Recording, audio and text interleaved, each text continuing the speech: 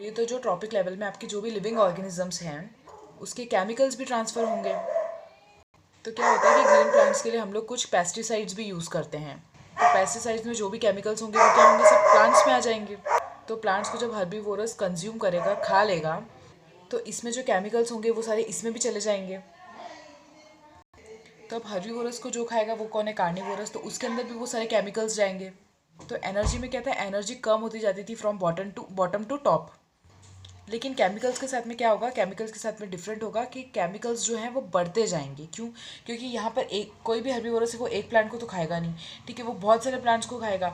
तो उसके अंदर केमिकल्स की मात्रा बढ़ जाएगी, ठीक है, परसेंटेज बढ़ जाएगा। फिर इसको जो खाएगा उसके अंदर भी बढ़ जाएगी। तो इस तरीके से क्या होगा, केमिकल्स का लेवल हाई होता जाएगा।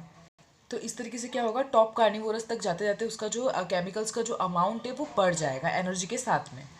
तो एनर्जी जो होती है ना वो तो डिक्रीज़ होती है, ठीक है, लेकिन जो केमिकल्स होते हैं वो क्या हो जाएंगे, इंक्रीज़ हो जाएंगे।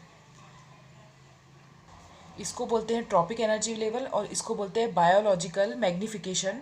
तो ये आपका बहुत इंपॉर्टेंट टॉपिक है और ये एग्ज़ाम में आता ही आता है। जनरली इसमें दो चीज़ें पूछी जाती है, आपका 10% लॉ और बायोलॉजिकल मैग्नीफिकेशन। तो इसी तरीके से जब केमिकल मैग्नीफाई होकर हायर टॉपिक लेवल तक जब ज़्यादा हो जाता है तो उसको आप बोलते हो biological magnification.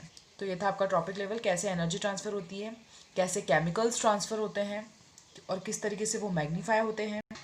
Now changes in the environment affect us and our activities changes the environment around us.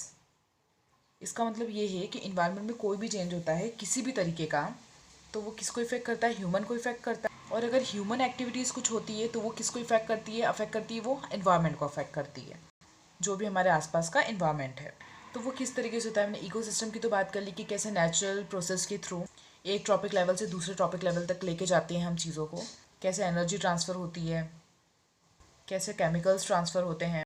लेकिन जब चेंजेस होता है इन्वायरमेंट में तो आप जब कुछ भी छेड़छाड़ करोगे अपने इन्वायरमेंट के साथ में या उसमें कुछ भी चेंजेस लाने की कोशिश करोगे तो उसका नुकसान आपको भी कहीं ना कहीं भुगतना पड़ता है। तो हम पढ़ते हैं ozone layer and it's depletion. ये आपने 4th में पढ़ा होगा, 5th में पढ़ा होगा, ठीक है। ये ओजोन लेयर हमने बहुत सारी क्लासेस में और बहुत बार पढ़ चुके हैं हम।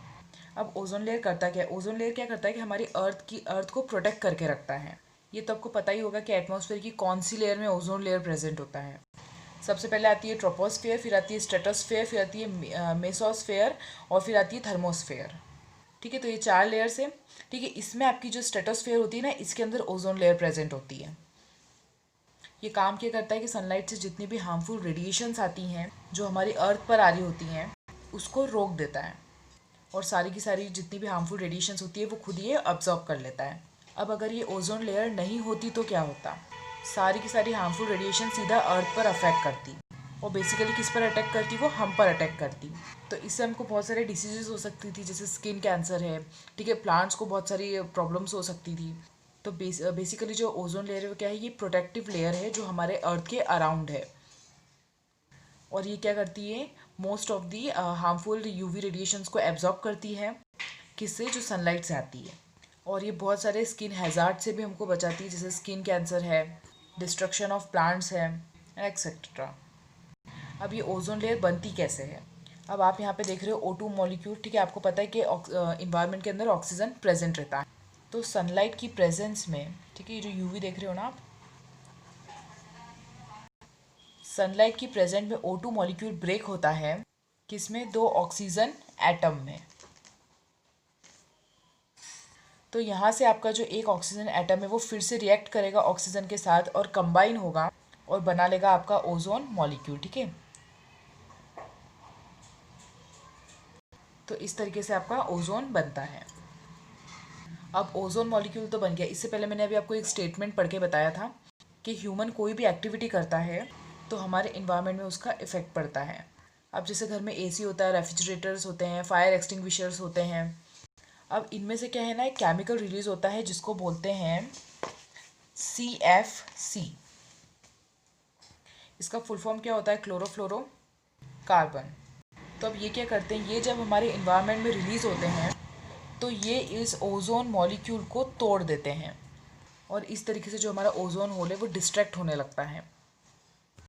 और ये रिसर्चेस में पता भी चल रहा है कि जो ओजोन की जो लेयर है ना वो डिक्रीज़ होने लग गई है, होल बन गया है जिसको हम बोलते हैं ओजोन होल। तो गवर्नमेंट ने इसके लिए बहुत सारे प्रोटोकॉल्स निकाले हैं जो क्या करते हैं, मतलब ओजोन लेयर को प्रोटेक्शन प्रोवाइड करते हैं। उसमें ये होता है कि हम ऐसी गैसेस का यूजेस कम कर देते हैं जिससे ओजोन होल डिस्ट्रैक्ट हो रहा है। तो इस तरीके से काफ़ी हद तक वो लेयर जो है वो काफ़ी ठीक हो चुकी है, मतलब अब वो डिक्रीज़ नहीं हो रही है, वापस से वो नॉर्मल पे आ रही है। ठीक है, तो ये था आपका ozone layer and it's depletion. तो बेसिकली जो CFC है उसका हम यूज़ कम करें ताकि हमारी जो ओजोन लेयर है वो प्रोटेक्टेड रहे। नाउ नेक्स्ट हम बात करते हैं, एक और आपकी ह्यूमन एक्टिविटी है जिसको हम बोलते हैं गार्बेज डिस्पोजल। अब जैसे जैसे लाइफस्टाइल बढ़ रहा है वैसे वैसे घरों में जो वेस्ट है वो भी बढ़ रहा है। आप इंडिया में कहीं पे भी जाओ आपको कहीं ना कहीं वेस्ट आइट साइड में पड़ा हुआ मिलेगा, कूड़ा कचरा आपको हर जगह दिखेगा। तो ये बहुत गलत चीज़ है हमारे इन्वायरमेंट के लिए, जो हम ही इन्वायरमेंट को ख़राब कर रहे हैं। ठीक है, तो जो हमारा वेस्ट होता है वो भी दो तरीके का होता है, एक होता है बायोडिग्रेडेबल और एक होता है नॉन बायोडिग्रेडेबल। अब बायोडिग्रेडेबल में वो आते हैं जो डिकम्पोज हो सकते हैं, ठीक है, जैसे फ्रूट हो गया, पील हो गया, पेपर हो गया, काउ डंग। अब ये डिकम्पोजन कैसे कैसे होंगे, by the action of micro organisms. और ये जो हैं ये डिकम्पोज नहीं हो सकते हैं by the action of micro organisms, ठीक है। प्लास्टिक, मेटल, कैंस और पेस्टिसाइड्स ये इन्वायरमेंट में बहुत टाइम तक रहते हैं और हमारे इन्वायरमेंट को बहुत अफेक्ट भी करते हैं। अब पहली चीज़ तो ये है कि हमको खुद से ही समझना पड़ेगा ये गार्बेज डिस्पोजल को ठीक करने के लिए। जैसे कि आप अपने से ही इनिशिएट करो, जैसे हर एक बच्चा, हर एक ह्यूमन अगर अगर खुद अपनी रिस्पॉन्सिबिलिटी समझे, इसको जो भी वेस्ट हम प्रोड्यूस कर रहे हैं वो हम डस्टबिन में डालें, ऐसे ही कहीं भी उसको ना फेंकें। अभी हम सब देख रहे हैं कि गवर्नमेंट ने कितने रूल्स बना दिए इन सब चीज़ों के लिए। ठीक है, तो हमको सिर्फ इतना करना है कि हमको जितना भी गार्बेज है उसको कवर्ड डस्टबिन के अंदर डालना है। ठीक है, तो ये हो गया आपका बायोडिग्रेडेबल एंड नॉन बायोडिग्रेडेबल। जैसा कि मैंने भी आपको बताया कि माइक्रो ऑर्गेनिजम्स की वजह से ये डिकम्पोज हो जाता है। तो जो माइक्रो ऑर्गेनिजम्स रहते हैं वो कुछ एंजाइम सिक्रीट करते हैं जो एक स्पेसिफिक एक्शन के लिए होते हैं, लेकिन सारे एंजाइम्स हर तरीके का वेस्ट डिकम्पोज नहीं कर सकते हैं। इसीलिए बहुत सारे वेस्ट ऐसे होते हैं जो डिकम्पोज हम नहीं कर सकते हैं या वो नहीं होते हैं। तो हम देख लेते हैं क्या क्या मेथड्स है वेस्ट डिस्पोजल की। तो मेथड्स ऑफ वेस्ट डिस्पोजल देखो, बायोगैस प्लांट, ठीक है, बायोडिग्रेडेबल वेस्ट होता है ये। ठीक है, तो ये जितने भी बायोडिग्रेडेबल वेस्ट होते हैं ये यूज़ किए जाते हैं बायोगैस प्लांट के अंदर ताकि वो क्या प्रोड्यूस कर सके, बायोगैस एंड मैन्योर। अब नेक्स्ट है आपका सीवेज ट्रीटमेंट प्लांट। इसके अंदर क्या होता है, जितना भी गंदा पानी होता है, आपका ड्रेन वाटर होता है, तो पहले वो क्या STP की हेल्प से क्लीन किया जाता है। ठीक है, तो ये जो सीवेज ट्रीटमेंट प्लांट है किसको क्लीन करता है, ड्रेन वाटर को क्लीन करता है। फिर उसके बाद में उसको रिवर में हम रिलीज़ करते हैं। फिर है हमारा लैंड फिलिंग। अब हम इसमें क्या करते हैं कि लैंड फिलिंग में जो रोड साइड एरियाज़ होते हैं उसको गड्ढा खोद के मतलब फिल कर देते हैं और देन उसके ऊपर बुलडोज़र चला देते हैं। तो फिर वो जो लो लाइन एरियाज़ होते हैं ना वहाँ पर हम उस पर गड्ढा खोद के और देन जितना भी गार्बेज डिस्पोजल रहता है उसको हम उसमें डाल देते हैं, देन उसके ऊपर हम बुलडोज़र चला देते हैं ताकि उसको वो फ्लैट हो जाए। तो इस तरीके से क्या होता है, वो लैंड फिलिंग का काम करता है। फिर नेक्स्ट है आपका कंपोस्टिंग। इसमें क्या होता है, आपका ऑर्गेनिक वेस्ट होता है। ऑर्गेनिक वेस्ट पे क्या करते हैं, सॉइल की लेयर चढ़ा देते हैं और आप जब 3-4 महीने बाद जब उसको देखोगे तो आपको वो वहाँ पर दिखेगा नहीं, क्योंकि वो पूरी तरीके से क्या हो गया है, डिकम्पोज हो गया है, या आप बोल सकते हो उसके बाद में वो मैन्योर में कन्वर्ट हो चुका होगा। फिर नेक्स्ट रिसाइकलिंग, मतलब जो भी आपका वेस्ट है उससे दोबारा से आप कुछ एक नया न्यू आइटम बना सकते हो। ठीक है, तो वो हमको करना चाहिए। उससे क्या होता है, जो वेस्ट डिस्पोजल की जो क्वांटिटी है वो क्या हो जाएगी, कम होती जाएगी। रीयूज़ का भी वही मतलब है, जैसे जितना भी आपका वेस्ट है जिसको आप रीयूज़ कर सकते हो। अब जैसे न्यूज़पेपर है तो न्यूज़पेपर को हम बहुत सारी चीज़ों में यूज़ करते हैं, उसको हम एनवलप बना सकते हैं, उसको फेंके ना और हम उसका कुछ ना कुछ यूज़ करें, तो उस तरीके से क्या होगा, वो रीयूज़ हो जाएगा। अंडरस्टैंड। तो ये था आपके मेथड ऑफ वेस्ट डिस्पोजल। तो ये था आपका चैप्टर नंबर 15, ठीक है, our environment. So students till then keep revising.